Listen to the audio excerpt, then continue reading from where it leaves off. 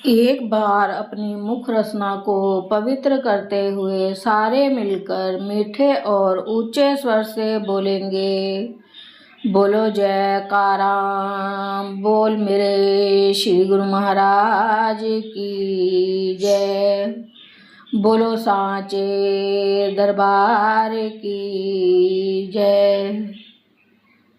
महापुरुषों के वचन हैं, जिसकी सुरती में सतगुरु की भक्ति के भावों ने तथा सतगुरु के ध्यान ने स्थान पा लिया है, उसके सभी साधन मानो सिद्ध हुए।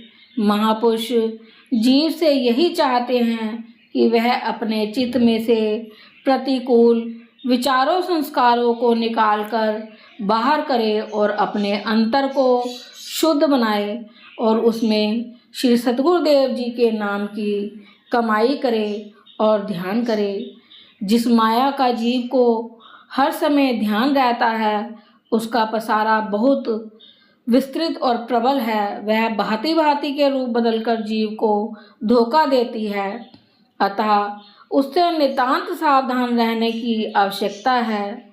भय, लोभ, मान अपमान, स्तुति, निंदा, दुख सुख, भलाई बुराई इत्यादि माया के अनेकों रूप हैं, कोई कहाँ तक गिने।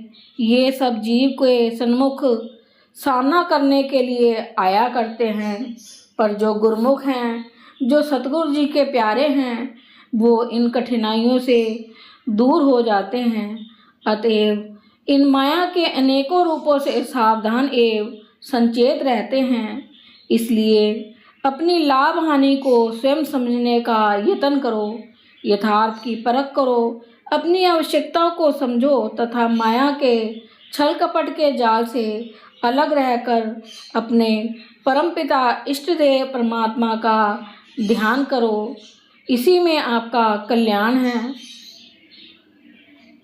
प्रेमी ढूंढत मैं फिरूं, प्रेमी मिले न कोय, प्रेमी से प्रेमी मिले, गुरु भक्ति दृढ़ होए। महापुरुष फरमाते हैं कि श्री सतगुरुदेव महाराज जी तो अपने प्रेमियों की बाट में रहते हैं कि कब प्रेमी आए और हम उन्हें भक्ति के धन से मालो माल करें। और जो श्री सतगुरुदेव महाराज जी के श्री चरणों से लीव लगा लेते हैं, वे सदा आनंद में रहते हैं और उनकी भक्ति दृढ़ होती है वह भजनाभ्यास में सूरत हमेशा हमेशा लगी रहती है। सतगुरु मारा तान कर शब्द सुरंगी बान, मेरा मारा फिर जाए तो हाथ न गहूँ कमान।